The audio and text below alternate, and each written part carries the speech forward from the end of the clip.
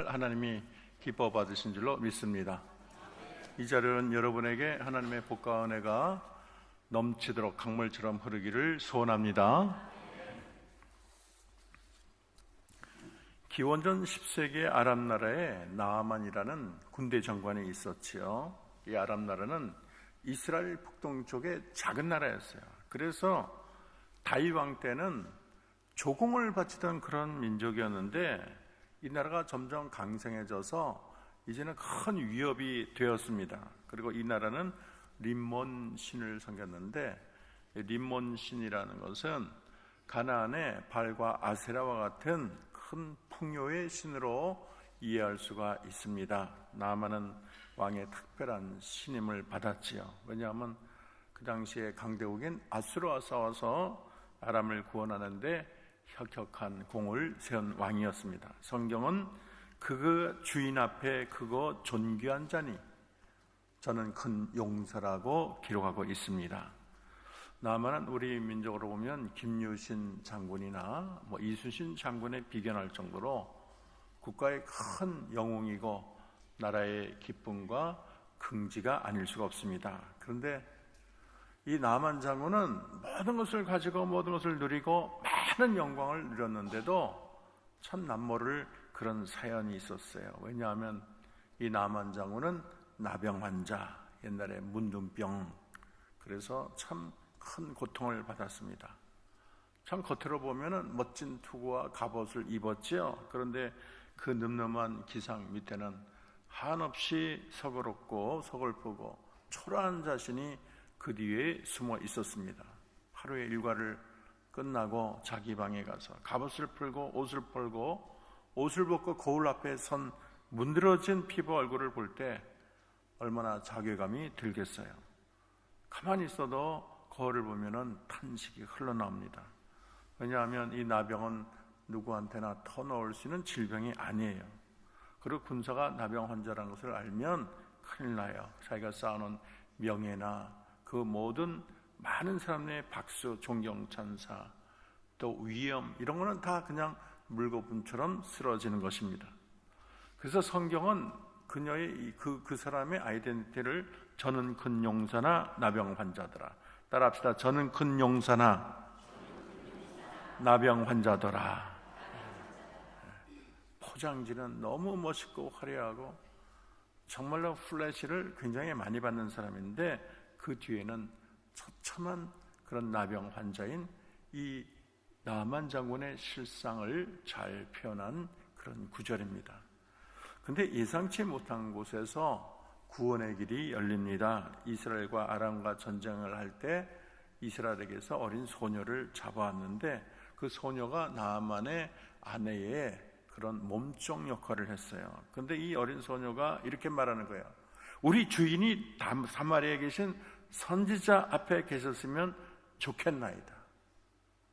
그가 나아만 장군의 병을 고치리이다. 그렇게 말을 하는 거예요. 그랬더니 그 말에 귀가 활짝 트이는 거예요. 그 말을 나아만 장군에 전했겠지요. 귀가 열리고 소망을 가져보고 그래서 왕에게 자초지종을 말합니다. 또 이 아람 왕이 얼마나 이 나아만을 애지중지하겠어요. 그래서 병 걸려서 참 마음이 무겁고 힘들었던 차에 그 얘기를 듣는 순간 왕도 얼굴에 화색이 돌았어요. 즉석에서 친서를 써줍니다. 그리고 은 10달란트, 금 6,000개, 의복 10벌, 상상을 초월하는 엄청난 그런 선물을 안겨줬어요. 그리고 이 편지를, 친서를 직접 나아만 장군과 함께 그 선물과 함께 이스라엘 왕에게 보냈습니다. 이스라엘 왕이 편지를 딱 읽어보니까 내 신하 나아만을 당신께 보내오니 이 글이 이르기 전에 이르자마자 내 나아만 신하의 그런 나병을 고쳐주십시오. 그런 글이 있는 거예요. 친서를 밝아보고 얼굴빛이 하얗게 되는 거예요. 손이 벌벌 떨리는 거예요. 왜냐하면 그 병은 이 세상에 그 누가 고칠 병도 아니고 어떤 신이 고칠 수 있는 그런 신도 없어요. 이건 분명히 구실을 세워가지고 못 고칠 채 우리나라를 치려는 속셈이다. 그렇게 생각하고 옷을 찢어버렸습니다. 이스라엘 선지자 엘리사는 이스라엘 왕이 자기 옷을 찢었다는 이야기를 듣고 왕에게 사람을 보내서 말을 합니다. 왕이 어찌하여 옷을 찢었나이까? 그 사람을 제게 보내세요. 이스라엘 중에 선지자가 있음을 알게 될 것입니다. 이후에 성경은 나만 장군의 놀라운 치료 과정을 설명하고 있습니다. 우리는 오늘 하나님이 행하신 그거 놀라운 일을 묵상하면서 나만이 어떻게 이런 놀라운 은혜에 참여했을까? 그 가진 신앙의 미덕이 무엇일까?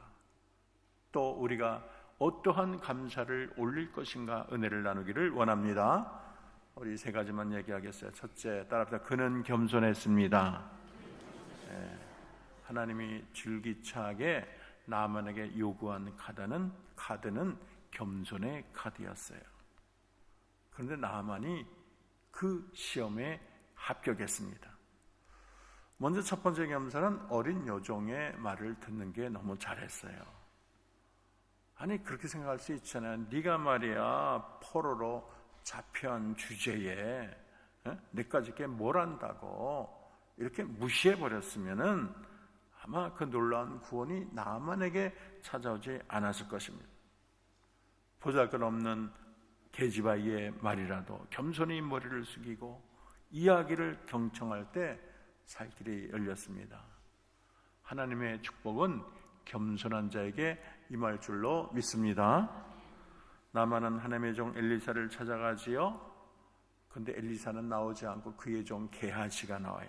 그러더니 말을 하고 요단강에 7번 씻으시오. 그러면 장군의 나병이 낫게 될 것입니다. 그렇게 말을 했어요. 그렇게 퉁명스럽게 한마디 내뱉고는 그냥 가버렸어요. 선지자는 코빼기도 안 보여요. 여러분 기분이 좋을까요? 나쁠까요? 나라도 기분이 나쁘겠어요. 대국의 장군이 선물을 그렇게 많이 가지고 먼 길을 왔는데 환영하는 사람은 개미 한 마리 보이지 않고 그때 선지자가 직접 나와서 자기 환부에 손을 얹고 기도하면 모르는데 그냥 종이 한 마디 와가지고 요단강에 씻으라고. 아니 자기 나라에 좋은 강이 얼마나 많은데 화딱지가 났어요. 아마 당연한 반응이겠죠. 근데 그때 화를 내고 돌아갔으면 그는 역사에서 기록도 안 되고 그는 나병으로 죽고 말았을 것입니다. 근데 이 나만이 부하 하나 잘 뒀어요. 이 부하가 지혜롭게 충고를 합니다. 장군님, 아니 병을 고칠 수 있다면 이보다 더한 일도 할 수 있지 않겠어요? 그렇잖아요. 이 나병을 고친다면 뭘 못하겠습니까? 아니 산을 올라가도 올라가겠고 깊은 계곡에 내려가겠고 아니 뭐 돈을 억만큼 달라도 줄 텐데 그까지 7번 목욕하는 게 무슨 대수입니까? 말이 맞잖아요. 생각을 고쳐 먹으니까 이보다 쉬운 일이 없어요. 사실은 하나님께서 나만의 겸손을 테스트하고 있었습니다. 왜냐하면 교만한 머리를 가지고는 하나님의 은혜에 참여할 수 없기 때문이죠. 나만은 자만심을 버립니다. 하나님 앞에 머리를 숙이고 겸손히 옷을 벗고 요단강에 들어가지. 나만은 머리를 바싹 숙이고 하나님의 겸손 테스트에 합격했습니다. 나만의 결정적인 겸손은 요단강까지 낮아지는 데 있어요. 왜냐하면 자기 나라에 무슨 아바나 바르발 아니 그 강이 이 요단강보다 얼마나 훌륭한데 거기에서 씻으면 될 거 아니냐 이런 생각이 있었어요. 여러분 이 세상에 아무리 훌륭한 강이 많아도 내 마음이 요단강까지 낮아지지 않으면 질병은 치유되지 않을 줄로 믿습니다. 나아만은요 자기의 가장 심각한 질병을 고치기 위해서 인간적인 생각이나 판단이나 명예나 권위나 자존심은 다 하나님 앞에 내려놔야 했어요. 우리 구원도 마찬가지예요. 구원을 얻기 위해서는 겸손해야 합니다. 교만한 사람은 절대 구원받을 수 없어요.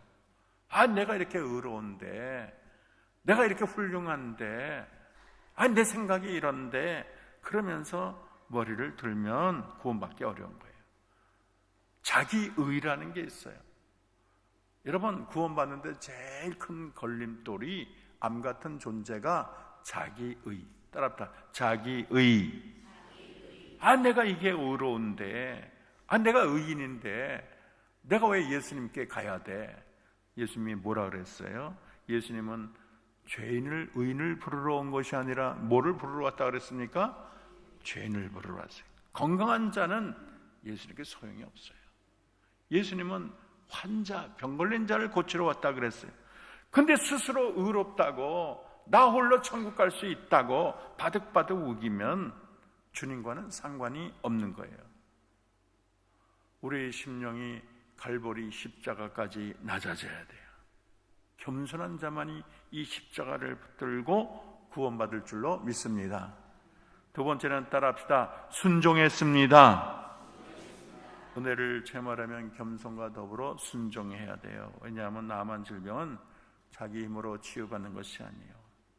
이 치유받는 것은 내게서 오는 것이 아니고 하나님으로부터 오는 것입니다. 그리고 하나님이 알려주신 그대로 행해야지 거기에 내 생각을 자꾸 대입하면 안 되는 거예요. 하나님이 알려주신 방법은 요단강에 몇 번 씻으라? 7번 씻으라. 왜 요단강만 되느냐? 우리나라에 강이 얼마나 좋은 게 많은데. 아무리 맑고 깨끗한 강이 있어도 거긴 안 돼요. 그림 같은 강도 안 돼요. 무슨 미네랄이 넘치는 강 소용없어요. 유황이 가득한 그런 강 소용없어요. 하나님이 지정한 요단강 외에는 구원받을 길이 없습니다. 여러분, 구원도 인간이 정하는 것이 아니라 누가 정해요? 하나님이 정하는 거예요. 아니, 서울대 가는데 무슨 들어가는 학생이 입학요강 정하는 게 아니잖아요. 대학에서 정하는 거예요. 하버드 갈래도 대학에서 정하는 거예요. 구원의 주도권은 우리 인간에게 있지 않고 하나님께 있어요. 하나님이 정하신 방법은 그리스도의 보혈에 몸을 씻으라는 것입니다. 그리스도의 보혈만이 나를 정하게 해요. 왜 하나님께서 나아만에게 요단강에 강을 씻으라 했을까? 이것은 바로 장차 수많은 문둥병 같은 죄인들이 요단강 같은 주님의 보혈의 강에 들어갈 때 죄사함 받고 영생 얻는 진리를 가르쳐주는 표시인 줄로 믿습니다. 이 세상에 구원받는 길은 아무것도 없어요. 여기에 구원이 있다, 저기에 구원이 있다, 이 사람을 믿어야 된다, 뭐를 해야 된다, 소용없어요. 구원은 십자가 보혈만이 나를 구할 줄로 믿습니다. 사도행전 4장 12절, 다른 이로서는 구원을 받을 수 없나니 천하 사람 중에 구원을 받을 만한 다른 이름을 주신 적이 없음이라. 믿습니까? 끝으로 우리가 배울 것은 따라합시다. 나만의 감사입니다. 나만이 보여준 감사의 진면목은 병을 고쳐주신 하나님을 참신으로 인정하고 하나님 한 분만을 섬기겠다는 약속이에요. 15절에 보면 내가 이제 이스라엘 외에는 온 천하에 신이 없는 줄을 아나이다. 열왕기하 5장 17절에 보면은 엘리사에게 그러면 청하건대 노새 2마리의 실을 흙을 당신 종에게 주소서. 이제부터는 종이 번제물과 다른 희생 제물을 여호와 외에 다른 신에게는 내가 드리지 않겠어요. 여호와께만 드리겠어요. 이제부터는 내가 우상 앞에 절하지 않겠습니다. 이 흙 위에다가 단을 쌓아놓고 하나님만 섬기겠습니다. 얼마나 놀라요.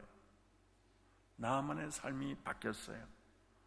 받은 바 사랑이 고맙고 은혜가 너무 고마우니까 남은 생에는 은혜를 갚으며 살겠다는 거예요. 남은 생에는 하나님만 섬기겠습니다. 하나님 제일주의로 살겠다는 거예요. 나만은 단순히 말로만 감사하지 않았어요. 은혜에 대한 깊은 감사가 그의 삶을 통째로 바꿔놨습니다. 우리 성도들은 하나님의 은혜에 대한 감사는 한데 삶이 안 바뀌어요. 그저 고맙다는 몇 마디로 끝나고 고맙다는 선물로 끝나요. 그러나 나만은 달랐어요. 은혜가 너무 고마우니까 아예 신을 바꿨어요. 림몬신을 버리고 여호와 하나님만 섬겼습니다. 그분에게만 제사를 드리겠다고. 이것이 나만 장군의 감사의 위대성입니다. 여러분, 나만의 감사는 삶의 변화를 가져오는 감사, 또 삶의 방향이 완전히 바뀌는 감사, 이런 감사가 그의 인생을 바꾸고 영혼을 구했고, 또 그의 모든 일화가 성경에 기록되어서 세상 끝날까지 수많은 백성들의 찬사의 대상이 되었습니다. 고난이 복이 되고 감사가 복이 됐어요. 여러분, 우리 모두도 받은 바가 은혜가 큽니다. 우리도 겸손한 마음으로 하나님께 나갑시다. 그리고 나만이 요단강에 몸을 담근 것처럼 내 영혼을 날마다 주님의 보혈에 담가야 될 줄로 믿습니다. 우리가 끝까지 겸손하고 끝까지 순종하고 끝까지 감사하다 보면 어느새 우리는 영생의 줄을 붙잡고 천국에 입성할 줄로 믿습니다. 저는 이 아름다운 감사의 계절에 우리 삶도 감사의 영성으로 진하게 물들이면 좋겠습니다. 여러분, 우리가 몇 년 살겠어요?